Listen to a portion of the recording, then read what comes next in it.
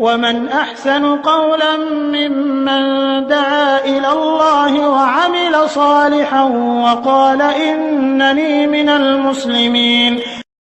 আসসালামু আলাইকুম রহমতুল্লাহি ওয়া বারাকাতুহু। আমাদের একজন ভাই প্রশ্ন করেছেন যে ওনারা 4 ভাই 2 বোন এবং ওনার আম্মা বেঁচে আছেন। এখন ওনার আব্বা মারা গেছেন, তো ওনার আব্বার সম্পদটা তাদের মধ্যে কীভাবে বন্টন করা হবে উনি মূলত এটা জানতে চেয়েছেন। জি, আপনার মা আপনার পিতার সম্পদের পাবেন 1/8 ভাগের 1 ভাগ।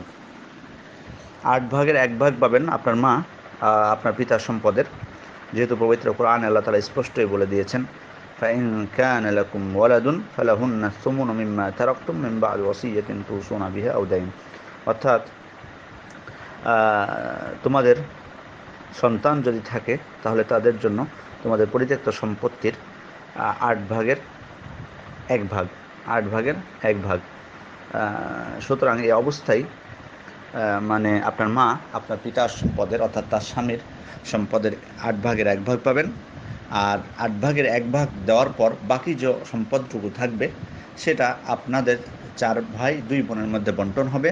লিযাকারি মিসলু হাযিল উনসায়াইন, অর্থাৎ আপনারা ভাইয়েরা পাবেন ডবল, আপনারা ভাইয়েরা পাবেন বোনদের ডবল। অর্থাৎ আপনার মানে 1 ভাই 1 বোনের ডবল পাবেন।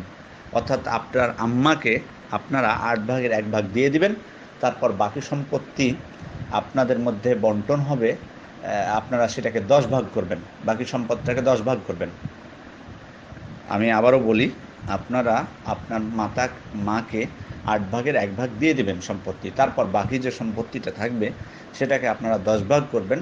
10 ভাগ করার পর আপনারা ভাইয়েরা নেবেন 2-2 করে, আপনারা 10 ভাগ করে 2-2 ভাগ করে আপনারা ভাইয়েরা নেবেন 4 ভাগ।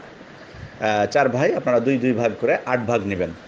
আর বাকি যে 2 ভাগ থাকবে তখন 1-1 করে আপনার বোনেরা নেবে, 1-1 করে আপনার বোনেরা নেবে। আমি আবারও বলছি, আপনার মা পাবেন আপনার পিতার সম্পত্তির 8 ভাগের 1 ভাগ, তারপরে বাকি সম্পত্তিটাকে 10 ভাগ করবেন। 10 ভাগ করে আপনারা 4 ভাই পাবেন 8 ভাগ, আর বাকি 2 ভাগ পাবে আপনার 2 বোন। আশা করি বিষয়টি বুঝেছেন। আসসালামু আলাইকুম ওয়া রাহমাতুল্লাহি ওয়া বারাকাতুহু।